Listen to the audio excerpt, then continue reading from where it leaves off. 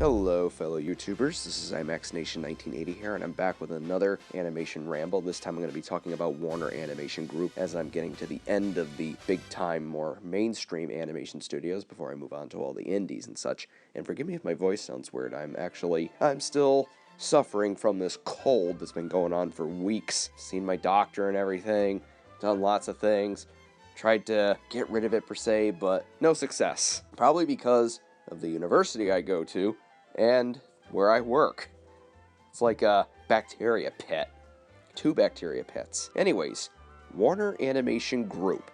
Like Paramount Animation, Warner Animation Group is not a studio, you could tell just by the name, but rather a group of studios. Basically the various ideas, movies, and such are sent to studios, and they send them, so they have these ideas, they send them to animation studios located all around the globe. For instance, the Lego movie and the Lego Batman movie were done mostly by Animalogic, who are based in Australia. They recently opened a unit in Vancouver, and apparently the Lego movie sequel will be the Vancouver unit's first movie. You've got 2 Aussie productions there.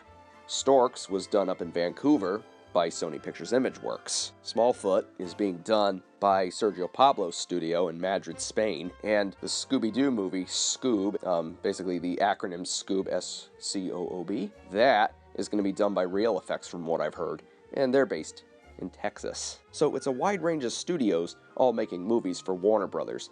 Warner Brothers didn't have success with an in-house studio during the 90s because Warner Brothers executives fumbled that one. But let's not bring that back up because it's always a painful story. Warner Animation Group got off to a pretty good start. Lego Movie did very, very well. Storks made back its budget for the most part. I'm not sure if Warner Brothers thinks it's a flop or if it's a moderate success or not. And then Lego Batman movie, which I saw a couple days ago. I thought it was really, really good. Almost surprisingly good. I wasn't expecting the Batman-centric spin-off of the Lego Movie to be nearly as good as the Lego Movie. You know, I kind of treated Lego Movie as lightning in a bottle. You know, something that was just so special that not even the sequel could hope to recreate.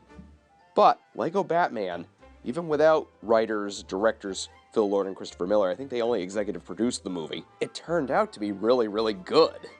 And a great deconstruction of Batman and Batman's legacy. But this isn't a review of the Lego Batman movie. This is about Warner Animation Group's future. I've already talked about Ninjago, which looks alright. It looks like it has some pretty cool action. I'm gonna wait till the next trailer to really formulate my thoughts on that one. And then there's Smallfoot, which interests me because it's an original production and it's by Sergio Pablos. And then after that is Scoob, which is going to launch the animated Hanna-Barbera cinematic universe. And a few rambles back, I talked about how that could actually work. It sounds like a bad idea, but I think it has potential. And then we've got the Lego Movie sequel, which recently saw a director change. It's no longer being directed by Rob Schraub, it's now being directed by Mike Mitchell, who did Trolls, Sky High, a couple other movies. I'm not going to mention the ones he did that nobody liked because, you know, people with their clickbaity headlines and such, "Oh my god, the director of Alvin and the Chipmunks 3 is doing the Lego Movie 2, it's doomed." Also the guy who directed Trolls, which was pretty well liked. And also the guy who directed Sky High, which apparently was well liked. I never saw Sky High, but apparently it's good. And he directed something else too that got pretty good, decent reviews. It wasn't, I don't know if it was animated or not. I know he directed Shrek Forever After, which is actually my favorite of the Shrek sequels. Don't throw fire at me for that one. So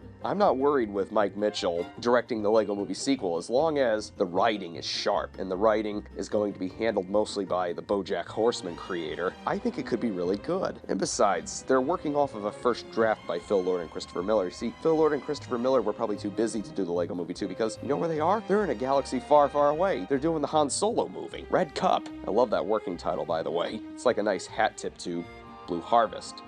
In case anyone didn't know, Blue Harvest was the working title of Return of the Jedi. After that, well, nothing is really set in stone. I know that Box Office Mojo erroneously lists the Minecraft movie as an animated movie. I think that's going to be a live-action CG VFX movie. I don't know. The talks on that one have been kind of murky, but a Minecraft movie, yeah, it was inevitable because of how popular the game is and such. I've actually never played Minecraft. I've watched other people play it, but I've never played it. So if that's an animated movie that Warner Animation Group is doing, which I don't think it is, well, I don't know what to say about that one. So, the future of Warner Animation Group so far includes mostly franchise entries. We got the Lego Movie spin-off, The Billion Brick Race, which I've heard was supposed to be kind of like It's a Mad, Mad, Mad, Mad, Mad, Mad World, but with Legos. And again, with how good Lego Batman movie was, I think some of these spin-offs can actually be really good too. Like, even though the trailer for Lego Ninjago didn't do much for me, I don't doubt that the movie itself can actually be pretty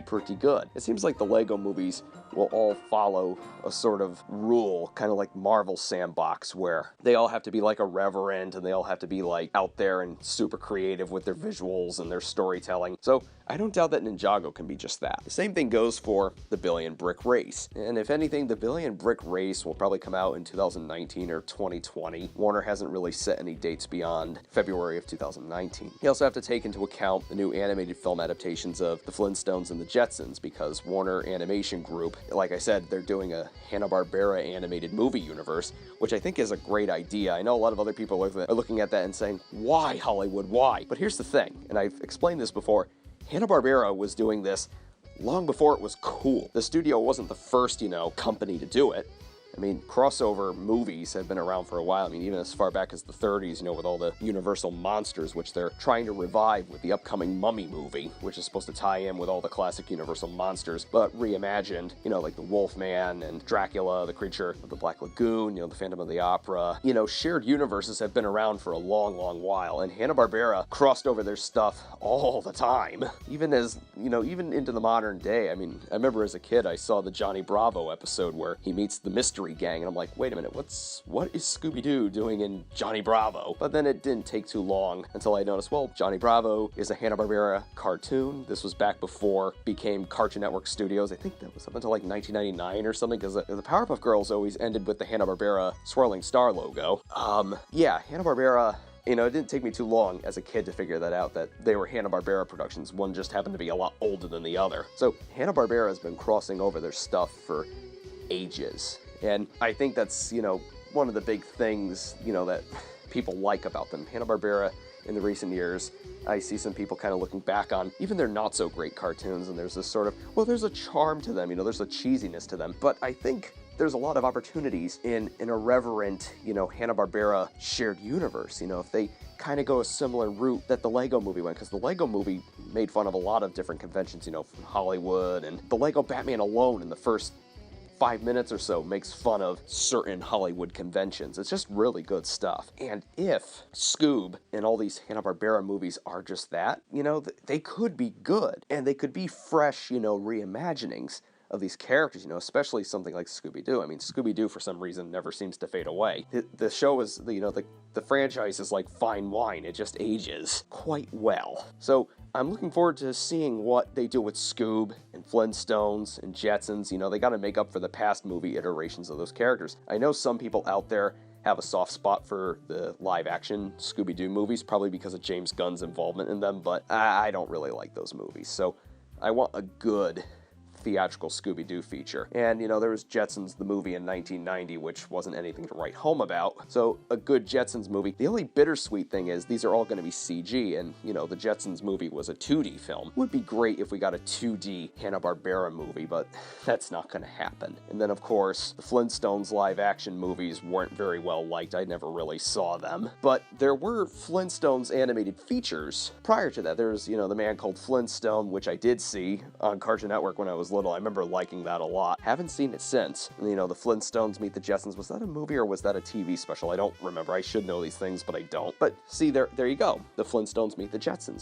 Hanna-Barbera has been doing this crossover stuff for a long time, so I'm interested to see what Warner Brothers does with that. Plus, there's really no set-in-stone rules when it comes to the Hanna-Barbera universe, so you could go all out with the cartoony stuff, and you can make these really wacky, over-the-top features that really take advantage of what animation can do. You could really do some cool stuff with that, and at the same time, you could parody and, poke at Hanna-Barbera's, legacy the same way the Lego Batman movie did.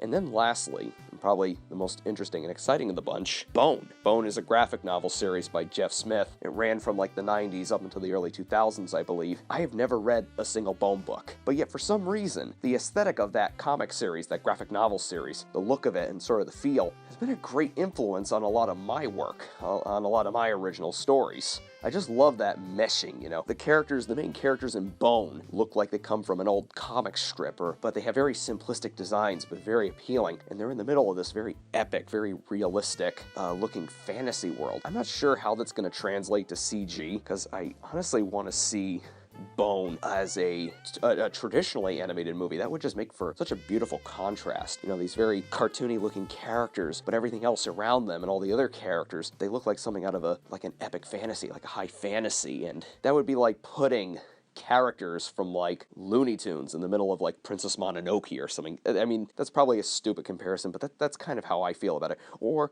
putting something like, I don't know, like think of a comic strip character from like the 40s or the 50s and putting those characters in the middle of Pinocchio or something. That's how I see Bone. And even though I've never read a Bone book, I should. That's a sin I should redeem, along with many others. The Bone series has had quite an influence on a lot of what I've done over the past decade. It's really weird, you know, it's a really weird thing to say. It's like, oh, I've never seen it or read it, but for some reason it's influenced everything I've done. So I'm really looking forward to Bone, and we know it's going to be CG because everything is CG.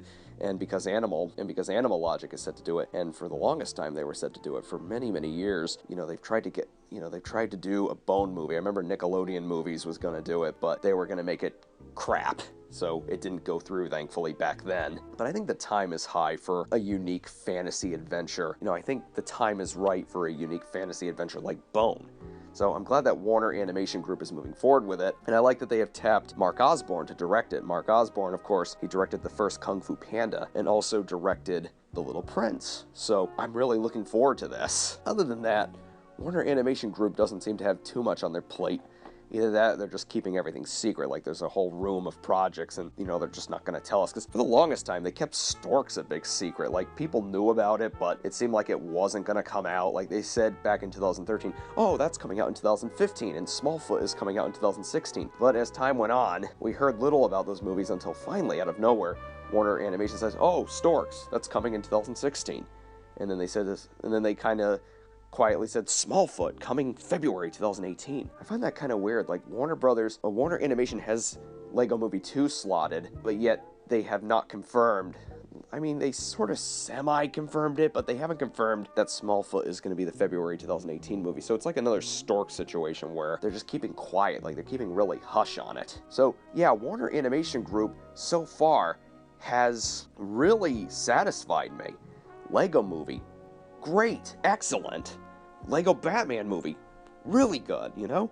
Almost as good as the Lego Movie. The spin-off, no less. And then there's Storks. Storks seem to be a lot more divisive, but put me in the, well, not loved it per se, but put me in the really, really liked it camp. I mean, I liked it so much that I bought it. I watched it on demand, and then the next day I went and bought the Blu-ray. I thought it was a really good Looney Tunes-esque, and appropriate because it's Warner Animation Group. Oh yeah, you know what? Speaking of Looney Tunes, I forgot. There are plans to do a Speedy Gonzales film, and I believe that's going to be a Warner Animation Group project. Now, a long time ago, they were going to make this live-action animated movie called Acme, which was going to be like a sort of send-up of Looney Tunes, but not necessarily starring the Looney Tunes, if I remember correctly, and it was going to be about Acme Corps themselves. See, Looney Tunes, that's a big debate, because, you know, and we're like at the 16-minute mark now, I believe. In the recording it is. I'm not sure once it's all edited how many minutes in this will be, but yeah, right now, looking at the recording, it's like 16 and a half minutes in. I'm gonna try to be as brief as possible. I think the Warner Brothers, you know, the classic Warner Brothers animated characters, the Looney Tunes, the Merry Melodies,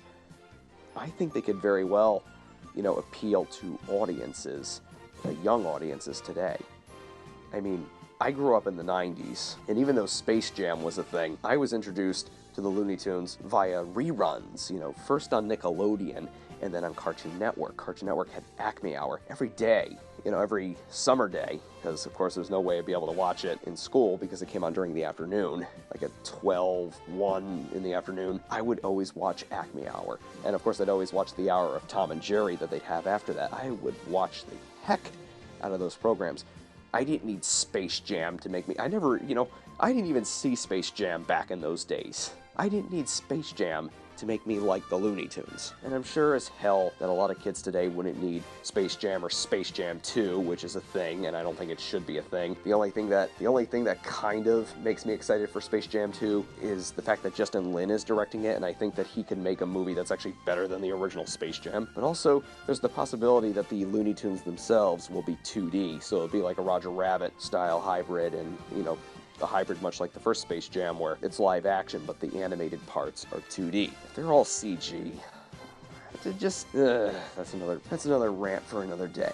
But one thing they could do is they could make individual movies about these characters, because the Looney Tunes really weren't an ensemble the way some might think they are. I mean, some cartoons it's just Bugs Bunny, some of them star Bugs and Daffy, but you never really saw like Porky Pig in a Foghorn Leghorn cartoon, and you didn't see somebody like Yosemite Sam showing up in a Wile E. Coyote cartoon. They were mostly contained to their own settings and their own cartoons, but they would come together for certain things, and they would also have, the artwork where they show all the Looney Tunes together, but they weren't really like a Muppets-like ensemble, or even in the case of classic Disney, like there are several classic Disney shorts where it will be just Donald, but in other ones, it'll be Mickey and Donald, or it'll be, you catch my drift. So maybe they could do that with Looney Tunes. They can make a couple of movies where it's just about the individual characters. I'm not sure if doing Speedy Gonzales first is a good idea, but it could be a good stepping stone, because a good Bugs and Daffy movie would be great, and then maybe like after that just a Wile E. Coyote and Roadrunner movie. Although, going by what Nostalgia Critic said about Mad Max Fury Road, it's possible that we might have already gotten that and we didn't even know it. But in all seriousness, Looney Tunes can still be viable today, and I think they've been sidelined. I don't see them, kind of pushed onto you as much. You'll see Mickey Mouse and Friends everywhere, but not really the Looney Tunes, and I think Warner Brothers doesn't know how to market them properly in this day and age. There have been attempts, there have been shows like the Looney Tunes show and Wabbit, but apparently those didn't really get much traction. I mean, there are probably some kids out there who probably don't know who Bugs Bunny is, so yeah. Warner Brothers has to change that. And plus, not ignore the fact that Looney Tunes was really aimed more at adults, like pretty much every other Golden Age cartoon. Not that they were inappropriate for children, but the wit of the Looney Tunes was what made them so popular. It's why the adults love them so much, along with every other great cartoon and animated feature out there, past and present. And I think that's another thing that Warner Brothers needs to work on. Less emphasis on making them kiddie. You can make them kid-friendly, but keep the edge that made the Looney Tunes so special, and so appealing to adult viewers.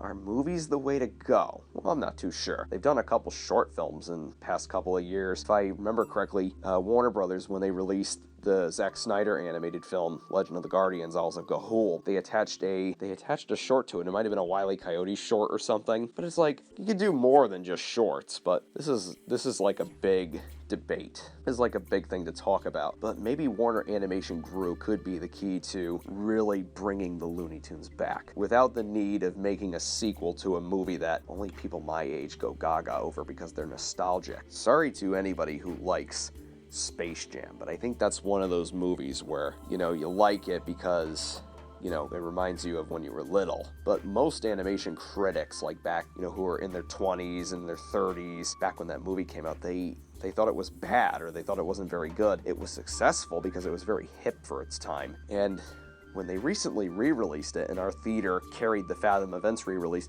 it got a lot of people. So nostalgia can be a real force to be reckoned with, even if the movie in question may not be very good. But the thing is, I wish they could popularize the Looney Tunes without having to rely on something like Space Jam, or a Space Jam sequel. With sequels to movies that I don't think are very good, there is always room for improvement. And perhaps Space Jam 2 could be the movie that Space Jam should have been, and could be a pivotal stepping stone to bringing the Looney Tunes back. But outside of Looney Tunes and Lego and Hanna-Barbera, I want to see Warner Animation Group do more movies like Storks and Smallfoot and Bone. Movies either based on